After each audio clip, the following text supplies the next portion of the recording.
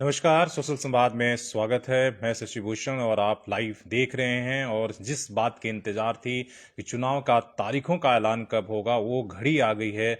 आज जो है 3:30 बजे इलेक्शन कमीशन ने झारखंड और महाराष्ट्र के चुनाव के तारीखों का ऐलान के लिए जो ऑफिशियल प्रेस कॉन्फ्रेंस है उसने दिल्ली में बुला लिया है। और आज से आचार संहिता 3:30 बजे के बाद जो है लग जाएगी। और अभी तक जैसे हमने कल ही कहा था कि जो हेमंत सरकार ने ये बात को समझ रही थी कि लास्ट कैबिनेट होगा, हो सकता है अभी भी आपके 3-4 घंटे का वक्त है। अगर कुछ और भी फैसले लेने होंगे, कुछ और भी घोषणाएं करनी होगी, तो हो सकता है इन 3-4 घंटों में किया जा सकता है। इसलिए तमाम जो मंत्री हैं झारखंड कैबिनेट के, वो रांची में जमे हुए हैं। और अब 3:30 बजे जब घोषणा होगी, आचार संहिता लागू हो जाएगा, तो जो चुनावी मुहिम है वो शुरू हो जाएगा। और जिस तरीके से पार्टियां, कल आपने देखा था कि कल शाम में बीजेपी ने अपने एक बार फिर से चुनाव प्रबंधन समिति की बैठक की थी, और बैठक करके जो पूरे लिस्ट है वो केंद्रीय समिति को, चुनाव समिति को भेज दिया गया था, जहां पर जो है आज उस पर मंथन होगा। और हेमंत बिस्वा शर्मा ने कहा था नामों को ऐलान को लेकर कि जैसे ही हमारे यहाँ आचार संहिता लागू होगा, 48 घंटे के अंदर हम जो उम्मीदवारों की लिस्ट है उसको जारी कर देंगे। तो वो अब समय आ गया है, चुनावी तैयारियों का समय आ गया। अब सीटों के बंटवारों के लेकर जो औपचारिक अब तक जो अनुमान लगाए जाते थे कि किसके खाते में कितना सीट जाएगी, आजसू को 9 मिल रहा है, जदयू को 2 मिल रहा है, चिराग पासवान के लिए क्या होगा, बीजेपी कितने सीटों पर लड़ेगी, जेएमएम कितने सीटों पर लड़ेगी, कांग्रेस के साथ क्या समझौता, वो तमाम चीजें जो है आपको 2-4 दिनों में अब धरातल पर उतरते हुए दिखेगा। इसलिए कि अब जो है चुनाव का ऐलान आज होना है। लेकिन सबसे बड़ा सवाल यह है कि क्या इस बार झारखंड के चुनाव 2 चरण में होंगे, या पिछली बार की तरह जो है 5 चरण में चुनाव कराए जाएंगे। इसको लेकर जो है पार्टियां जरूर चिंतित हैं। और जिस तरह से आपने देखा कि जो जेएमएम और कांग्रेस महागठबंधन है, वो उसने कहा कि जितने कम चरण में चुनाव कराया जाए वो आपका है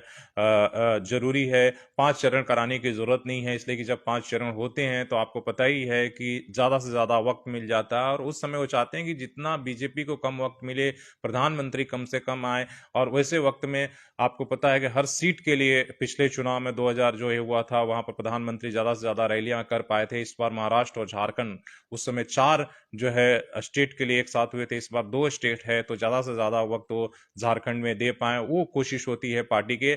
लेकिन इस बार जिस तरह का वक्त है, समय है, काफी कम है। इसलिए कि आपको पता है कि नवंबर में ही महाराष्ट्र की विधानसभा का जो सत्र है वो खत्म, मतलब पूरा हो जा रहा है, जो कार्यकाल है। और वैसे में नवंबर में ही चुनाव संपन्न करके सरकार गठन करना होगा। तो और झारखंड में 5 जनवरी तक हो रहा है, लेकिन इसलिए दोनों चुनाव एक साथ हो रहे हैं, तो हमें कम वक्त बच रहा है और कम समय और कम चरण में ही ये चुनाव कराने होंगे। तो ज्यादा संभावना है कि 2 चरण में ही ये चुनाव हो, इसलिए कि वक्त आपके पास नहीं है। अगर आज भी घोषणा होता है तो आपके पास कम से कम नोटिफिकेशन के लिए, चुनाव प्रचार करने के लिए, नॉमिनेशन, ये तमाम सारे समय आपको देना होगा। नोटिफिकेशन जारी करने के बाद कितने दिन कम से कम प्रचार के लिए चाहिए, इसके बाद ही आप मतदान और मतगणना की प्रक्रिया करा सकते हैं। तो उसके लिए वक्त भी चाहिए, और वैसे में उतना वक्त बचा नहीं है। अक्टूबर में आपको पता ही है कि आज 15 दिन, आधा अक्टूबर निकल गया है, और इसके बाद नवंबर आपके पास बच रहे हैं। तो मुश्किल से ये आपके पास 40 से 45 दिन का समय बच रहा है। इसमें 40-45 दिनों में आपके चुनाव की पूरी प्रक्रिया जो है वो पूरी करनी है। उसको लेकर इसलिए कम से कम चरण में ही चुनाव कराने की कोशिश होगी इलेक्शन कमीशन की, कि हम कम समय में चुनाव कराएं। 2 चरणों में, 3 चरणों में हम चुनाव महाराष्ट्र और झारखंड के करा देंगे।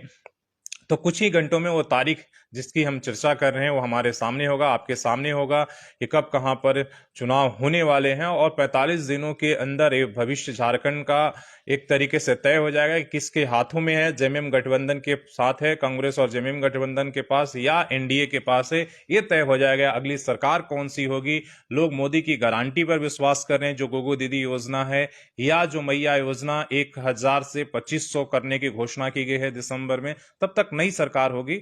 तो क्या उस नई सरकार पर जो उसके बदले, क्या हेमंत सोरेन की सरकार फिर से लौट कर आएगी, 2500 की जो मैया योजना है वो जारी रहेगा, या क्या कुछ होगा। तमाम तरह के सवाल हैं, तमाम तरह के दाव पेच है। ईडी का रेड है, क्या ईडी का रेड आने वाले समय में जो गठबंधन के कांग्रेस और जेएमएम गठबंधन के साथी हैं, मंत्री हैं, क्या उनके ऊपर और बढ़ेगा? या इसलिए कि आपने देखा कि जब पिछले बार में मध्य प्रदेश और छत्तीसगढ़ और राजस्थान के चुनाव हो रहे थे, पूरे चुनाव के दौरान ईडी का रेड इतनी तेजी से हो रहे थे, जो मुख्यमंत्री के करीबी लोग थे, जो मंत्रिमंडल के करीबी लोग थे, उन तमाम लोगों पर ईडी का रेड बढ़ गया था।